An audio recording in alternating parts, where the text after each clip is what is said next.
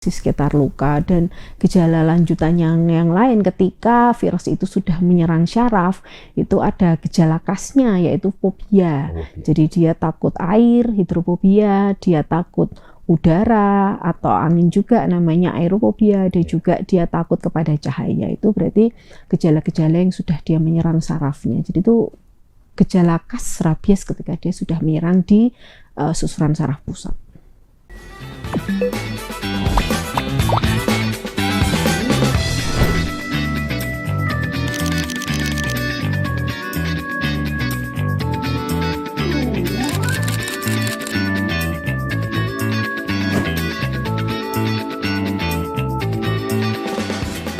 Assalamualaikum warahmatullahi wabarakatuh. Hai sahabat sehat, ketemu lagi di Instan Informasi Seputar Kesehatan, podcastnya Dinas Kesehatan Kabupaten Klaten. Ini adalah tag kita yang kedua, karena yang kemarin adalah Pak Kepala Dinas Kesehatan yang telah memberikan nama Instan.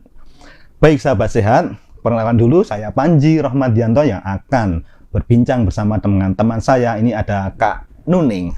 Pagi Kak Nuning. Pagi. Sehat Kak? Alhamdulillah. Ya, Kak Nuning mungkin bisa menyapa sahabat sehat dan juga memperkenalkan diri kepada sahabat sehat Kak Nuning. Ya. Hai sahabat sehat, nama saya Wahyuning Nugraheni. Saya biasa dipanggil Nuning. Saya bertugas di bidang pencegahan dan pengendalian penyakit Dinas Kesehatan Kabupaten Klaten.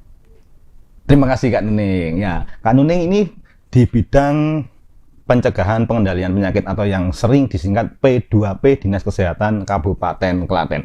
Berarti cocok dengan tema kita kali ini Kak. Karena kita kali ini akan mengangkat tema tentang rabies yang bertepatan pada 28 September 2024 besok. Itu adalah Hari Rabies Sedunia.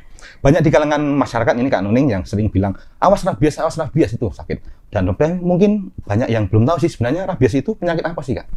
Ya. Penyakit rabies itu adalah penyakit yang menyerang susunan saraf pusat, disebabkan oleh virus namanya virus Lissa, dan virus ini ditularkan oleh hewan penular rabies, yaitu hewan anjing, kucing, kera, tapi bisa juga hewan-hewan liar seperti kelelawar. Dan ini termasuk juga sih namanya istilahnya adalah penyakit zoonotik ya. Jadi yang dapat ditularkan dari hewan ke manusia. Oh, hewan ke manusia. Contohnya seperti anjing itu ya Kak ya. Yeah. Anjing, kucing dan juga kera. Bisa. Terus ini Kak Nuning, kan seringkali kita juga main-main dengan kucing, dengan anjing. Itu katanya sih rabies itu bisa terjadi karena gigitan. Jadi gigitannya itu seperti apa Kak? Apakah seperti gigit nyamuk itu cekit atau mungkin gigitan yang besar sampai luka-luka sampai kena saraf gitu Kak? Iya. Kalau di rabies ya, HPR sendiri, hewan penular rabies sendiri yang paling banyak yang ada di Indonesia yang sebagai penular rabies adalah anjing. Jadi sebagian besar kasus rabies itu ditularkan oleh anjing. Sebagian kecilnya adalah oleh kucing dan kera. Kemudian penularannya ke manusia itu bisa melalui gigitan, bisa melalui cakaran, dan juga jilatan pada kulit atau mukosa.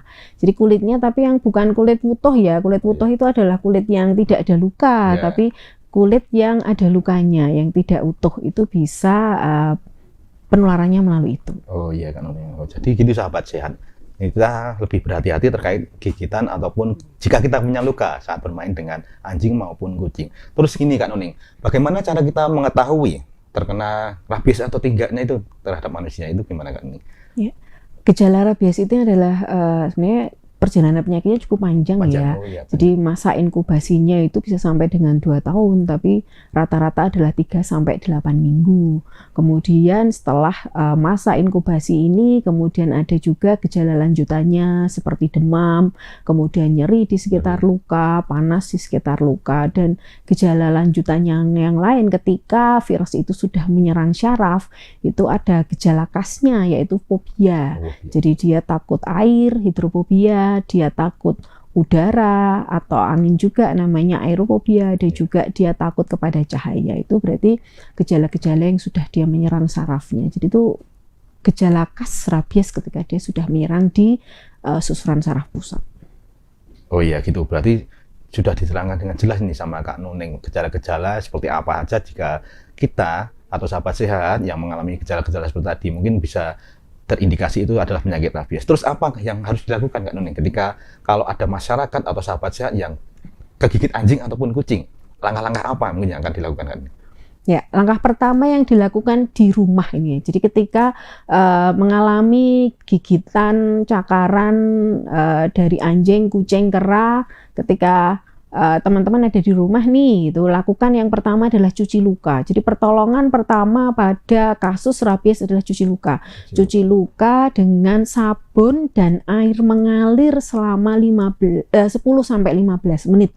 Itu adalah tindakan pertolongan pertamanya seperti itu. Jadi tidak perlu dibawa buru-buru langsung ke rumah sakit atau puskesmas, tapi lakukan cuci luka dulu. Tapi lihat-lihat lukanya ya. Mungkin ada juga kan yang selama ini kita tangani gitu kan, ada yang hanya luka kecil gitu ya, gigitan kecil, tapi ada yang sampai robek. Nah mungkin ketika sampai robek itu kan ketika dicuci luka di rumah mungkin juga agak kesulitan silahkan dibawa ke pelayanan kesehatan. Nah tadi ketika di rumah sudah dilakukan cuci luka, kemudian baru datang ke pelayanan kesehatan untuk dilakukan penanganan pada lukanya gitu ya. Tapi nanti di rumah sakit, jadi kadang-kadang gini juga sih masalah di masyarakat ya, mesti pada mintanya ini dikasih VAR nih gitu ya. Habis digigit anjing mesti bingung, wah ini anak saya digigit anjing nih, saya minta divaksin gitu ya, vaksin anti rabies seperti itu ya. Nah, di Dinas Kesehatan sendiri tersedia vaksin anti rabies, tapi atau disingkat VAR ya. Tapi pemberian VAR ini adalah sesuai indikasi. Jadi kita lihat dulu nih lukanya seperti apa, kemudian kronologis gigitannya seperti apa. Jadi apakah ketika digigit itu karena anjingnya yang sakit atau karena ada provokasi gitu ya. Ketika diprovokasi ya berarti kan kayak wajar gitu ya orang digigit gitu ya. Banyak loh kasus rata-rata ya, kalau mungkin sebagian besar ya kasus itu juga karena provokasi sih. Provokasi. Gitu, ya. Provokasinya seperti apa Kak? Apakah karena kita ada anjing lewat kita lempari atau kita goda anjingnya itu makanya terus menggoda. Menggoda itu masuk provokasi ya. Kemudian mendekati anjing yang pada kondisi anjing itu sedang birahi. Hamil gitu ya Kak? Birahi, itu juga ya, habis melahirkan itu juga ya. Pernah ada kasus nih juga, ceritanya tilian tonggone, malah dicokot gitu ya. Tuh kemudian provokasi yang lain itu adalah misalnya seperti ini, tidak sengaja menginjak ekor kucing, itu juga ada. Kemudian ada juga kasus yang provokasi itu dia berusaha melerai 2 kucing miliknya gelutan gitu. Nah itu kan kemudian akhirnya dia tercakar gitu kan. Nah itu termasuk provokasi. Jadi dilihat dulu, tidak buru-buru diberi VAR juga. Jadi dilihat kondisi lukanya, dilihat kronologisnya seperti apa. Nah dan yang paling penting ini adalah nanti kesehatan manusia itu tergantung kondisi, tergantung kesehatan hewannya. Sehingga nanti apabila nih ada teman-teman nih yang sahabat sehat yang kemudian digigit ya, nanti setelah yang digigit nih sudah ditangani ya, yang penting adalah anjingnya atau kucingnya tadi itu adalah akan diamati.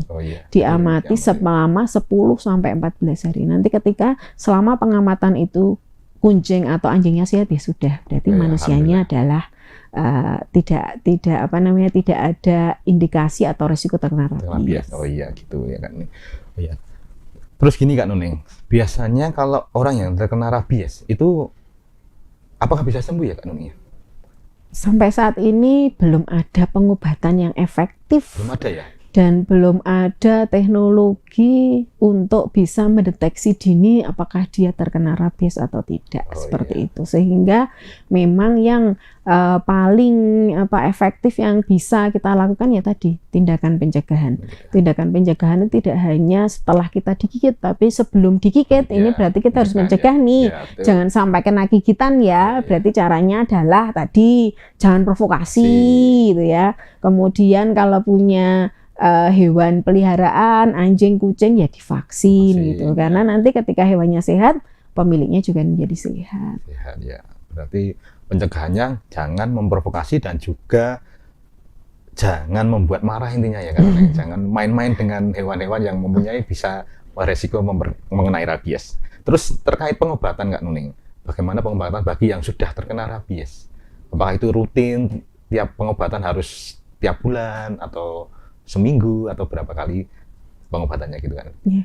Tadi memang belum ada pengobatan yang efektif. Jadi ketika sudah muncul gejala rabies yang menyerang saraf tadi ya, seperti takut air, takut angin, takut cahaya, itu ya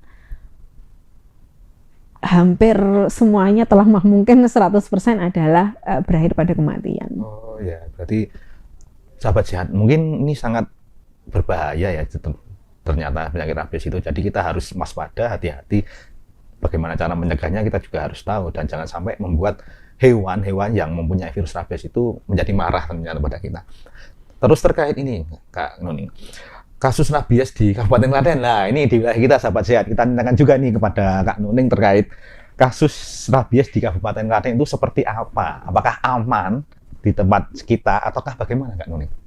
Ya, Jawa Tengah termasuk adalah daerah bebas rabies nih. Bebas rabies ya. Termasuk Klaten termasuk Klaten daerah bebas rabies. Meskipun demikian, setiap ada kasus gigitan hewan penular rabies tetap harus kita tata laksana dengan baik, harus kita waspadai gitu ya, karena Jawa Timur bebas, kemudian DIY juga bebas, cuman kan kita juga tidak tahu ya, mungkin ada lalu lintas hewan peliharaan nih, anjing terutama ya, yang dari daerah-daerah yang endemis ke wilayah kita, sehingga setiap gigitan itu tetap harus kita tangani dengan baik gitu. Kalau secara kasus rabies, selama ini tidak ada kasus rabies di Klaten. Hanya kalau kasus gigitan hewan penular rabies cukup banyak. Dan alhamdulillah juga ditangani dengan baik dan sembuh. Ya, mungkin selanjutnya Kak Nuning ada pesan-kesan untuk sahabat sehat. Silakan Kak Nuning. Ya, sahabat sehat, pesan kami adalah kesehatan manusia itu adalah tergantung juga ya dari kesehatan hewan peliharaan kita gitu ya. Sehingga apabila mempunyai hewan peliharaan, jaga kesehatannya dengan baik. Kalau terkait dengan penyakit rabies berarti lakukan vaksinasi rabies. Kemudian apabila terjadi kasus gigitan hewan penular rabies, lakukan cuci luka, cuci luka dengan air mengalir dan sabun selama 10-15 menit baru datang ke pelayanan kesehatan.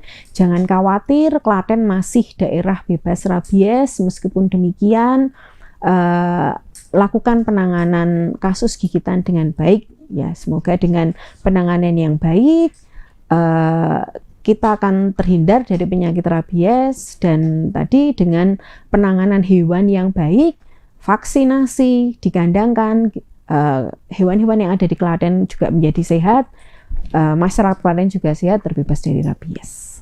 Alhamdulillah, semoga masyarakat di Kabupaten Klaten dan juga di Jawa Tengah tetap aman dari penyakit rabies. Baik sahabat sehat, begitu tadi bincang-bincang sehat kita. Sampai bertemu di lain kesempatan dengan Kak Nuning ataupun dengan narasumber teman bincang yang lain. Jangan lupa untuk like, subscribe YouTube Dinas Kesehatan Klaten di bawah ini, dan jangan lupa follow Instagram kita di @dinkes-klaten seperti tempat ini juga. Sampai bertemu lagi di lain kesempatan. Salam sehat instan, informasi seputar kesehatan. Podcastnya Dinas Kesehatan Kabupaten Klaten. Ya.